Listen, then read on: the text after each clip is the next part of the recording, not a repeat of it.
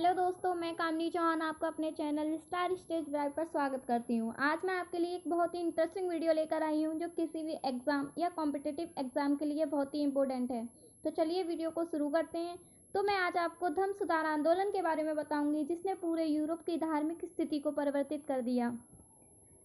तो चलिए वीडियो को शुरू करते हैं।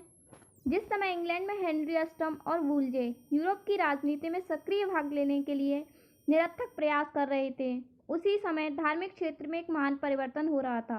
मध्य युग में यूरोप की बर्बर जातियों के आक्रमण से सुरक्षा करने के उद्देश्य तथा धार्मिक जीवन को ऊंचा बनाने के लिए रोमन कैथोलिक चर्च की स्थापना की गई थी। मध्यकाल के अंत तक चर्च में अनेक दोष उत्पन्न हो गए थे। गिरजाघर अब भ्रष्टाचार और विलासिता के स्थान बनने लगे थे। इस प्रकार तत्कालीन चर्च एवं पोप में व्याप्त बुराइयों के विरोध में 16वीं शताब्दी में इंग्लैंड तथा यूरोप में जो आंदोलन हुआ उसे धर्म सुधार आंदोलन के नाम से जाना गया।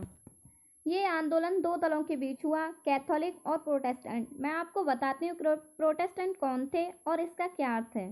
प्रोटेस्टेंट शब्द प्रोटेस्ट से बना है जिसका अर्थ है विरोध। अतः वे लोग जिन्होंने पोप का विरोध किया प्रोटेस्टेंट कहलाए। प्रोटेस्टेंट धर्म के अनुयायी अलग अलग देशों में अलग अलग नाम से जाने जाते थे।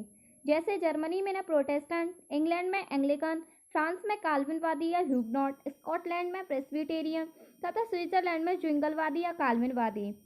अमेरिका में एपिस्कोपल, प्यूरिटन शब्द भी प्रोटेस्टेंट धर्म अनुयायियों के लिए प्रयोग करते हैं।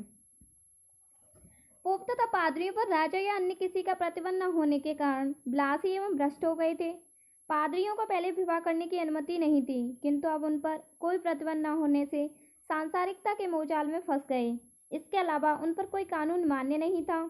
उन पर राजा किसी प्रकार का मुकदमा नहीं चला सकता था। अगर चलाता है तो उसी न्यायालय में जहाँ का न्यायाधीश पादरी हो।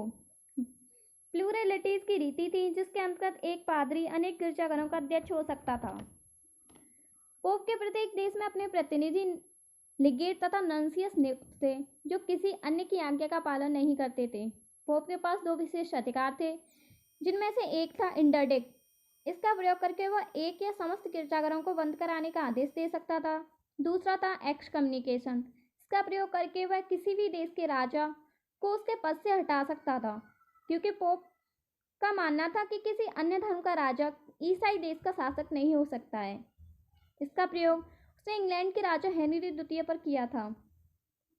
पोप ने धन अर्जित करने के लिए क्षमा पत्रों को देना शुरू कर दिया, जिसके द्वारा कोई भी व्यक्ति स्वेच्छा से पाप करता तथा क्षमा पत्रों को खरीदकर उसका पाप समाप्त हो जाता, क्योंकि पोप ने प्रचार किया था जो इन्हें खरीदेगा वह मरणोपरांत स्वर्ग प्राप्त करेगा।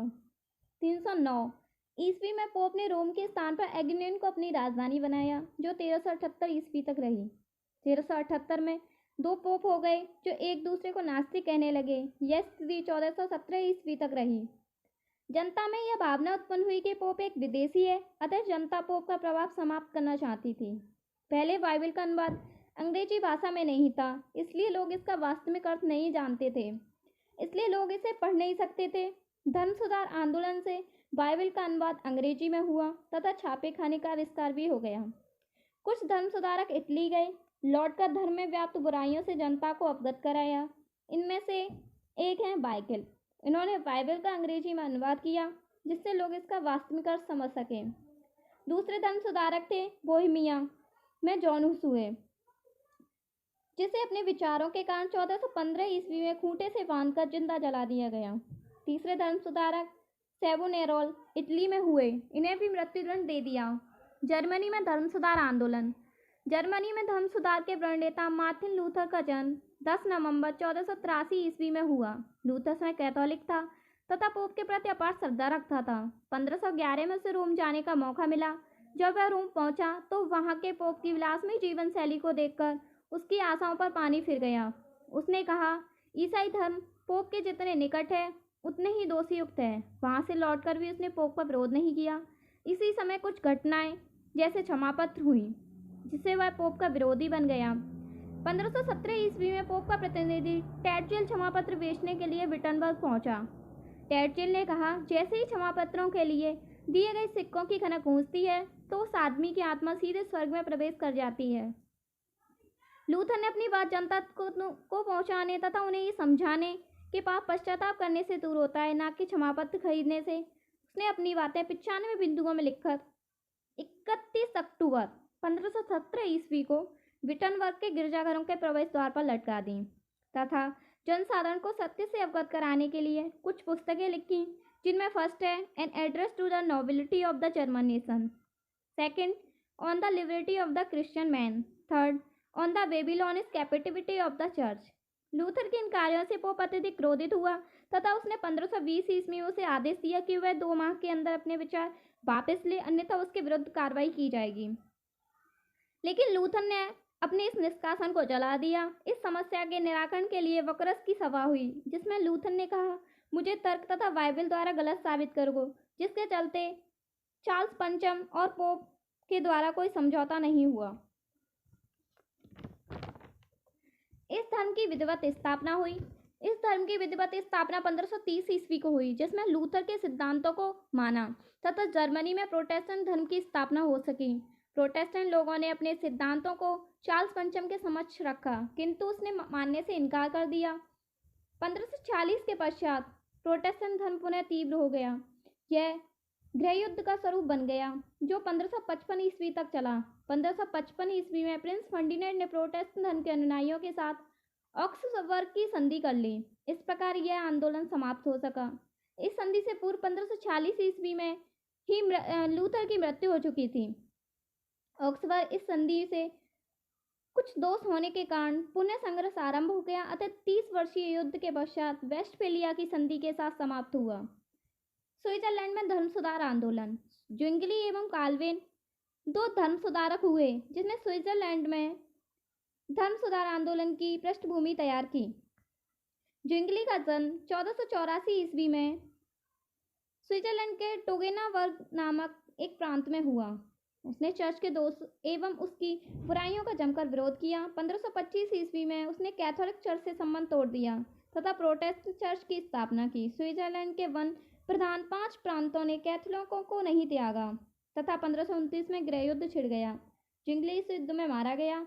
उसकी मृत्यु के बाद 1531 में दोनों दलों में कापिल की संधि हुई। दूसरा धर्म सुधारक जॉन काल्विन, जिसका जन्म 1509 में फ्रांस के नियो नामक नगर में हुआ। इस समय फ्रांस में धार्मिक उथल पुथल चल रही थी, जिसका प्रभाव काल्विन पर भी पड़ा और वह 1533 ईस्वी में प्रोटेस्टेंट बन गया। 1536 में उसने the institutes of Christian religion नामक पुस्तक की रचना की, जिसमें उसने प्रोटेस्टेंट विचारधारा के सिद्धांतों का समन्वित संकलन किया। 1536 में वह जिनेवा गया। वहां जनता ने उसे प्रमुख धर्म उपदेशक के रूप में मान्यता दी। इंग्लैंड में भी काल्विनवाद से छूता नहीं रहा। फ्रांस में भी हुगनॉट्स ने दीर्घकाल तक निरंकुश शासकों का विरोध जारी रखा। इंग्लैंड में धर्म सुधार आंदोलन। हेनरी द्वितीय ने भी क्लेरेंडन कोड पारित करके पोप की इंग्लैंड से सत्ता समाप्त करनी चाहिए, किंतु असफल रहा। 1401 ईस्वी में इंग्लैंड में पार्लियामेंट ने धर्म विरोधियों को जलाने के औचित्य के बारे में एक कानून बनाया, जिसमें धर्म के विरुद्ध लोगों को जलाना सही ठहराया। अनेक धर्म सुधारकों ने वाइकल के सिद्धांतों को अपनाया, जिनमें प्रमुख हैं ग्रोसिन, जॉन कॉलेट तथा टॉमस मूर, किंतु सर्वाधिक प्रभाव इरेस्मस का पड़ा। उसकी पुस्तक New Testament the Praise of Folly द्वारा क्रांति उत्पन्न कर दी। हेनरी अष्टम ने न्यू टेस्टामेंट के अंग्रेजी संस्करणों को जलवा दिया। पोप ने प्रश्न होकर हेनरी अष्टम को धर्म रक्षक की उपाधि प्रदान की।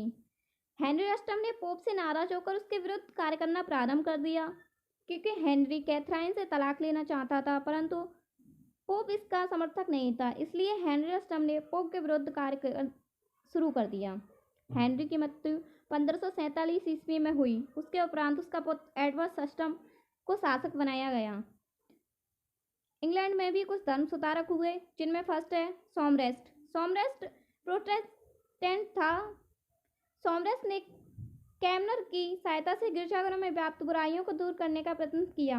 1549 ईस्वी में कैमनर ने एक नई पुस्तक English book of common prayer तैयार की, जो अंग्रेजी में लिखी थी। उसे प्रत्येक पादरी के लिए अनिवार्य कर दिया। दूसरा धर्म सुधारक था नॉर्थम्बरलैंड। इसने भी 1552 में द्वितीय प्रार्थना पुस्तक निकाली। इसने 42 धाराओं वाला कानून पारित किया, जो पूर्णतः प्रोटेस्टेंट धर्म के पक्ष में था। दूसरी तरफ मैरी ट्यूटर, जो कट्टर कैथोलिक थी, उसने प्रोटेस्टेंट को अत्यधिक अत्याचार किए। उसने प्रोटेस्टेंट नेताओं जैसे कैनमर, रिडले, लेडीमर आदि को जिंदा जलवा दिया। इन्हीं अत्याचारों के कारण उसे खूनी मैरी या ब्लड मैरी के नाम से जानते हैं। उसकी मृत्यु के पश्चात 1558 में एन बोलेन की पुत्री एलिजाबेथ इंग्लैंड की शासिका बनी। एलिजाबेथ व्यक्तिगत कारणों से पोप की विरोधी थी। पोप ने उसे हेनरी अष्टम के अवैध संतान कहा था, इसलिए प्रोटेस्टेंट के प्रति उसका झुकाव स्वाभाविक था। उसने कैथोलिकों को प्रश्न करने के लिए चर्च के प्रधान के स्थान पर चर्च की शासिका की उपाधि धारण की। रविवार को प्रत्येक व्यक्ति को चर्च में प्रार्थना करना आवश्यक कर दिया। जो ऐसा नहीं करेगा उसे शिलिंग दंड देना पड़ेगा। इस प्रकार उसने दोनों के मध्य का मार्ग अपनाकर इंग्लैंड में शांति स्थापित करने की कोशिश की। उसने समझौते के आधार पर नया चर्च बनवाया, जिससे एंग्लिकन चर्च कहा गया। यह चर्च कैथोलिक एवं प्रोटेस्टेंट धर्म का सम्मिश्रण था। इस तरह इंग्लैंड के साथ साथ यूरोप के अनेक देशों में धर्म सुधार आंदोलन सफल रहा तथा पोप की सत्ता में काफ़ी कमी आई। चलिए दोस्तों, फटाफट से वीडियो को लाइक, सब्सक्राइब, शेयर कीजिए और इसका सेकंड पार्ट जल्दी आएगा, इसलिए बेल आइकन को क्लिक कीजिए जिससे मेरी वीडियो की नोटिफिकेशन सबसे पहले आपके पास पहुंचे।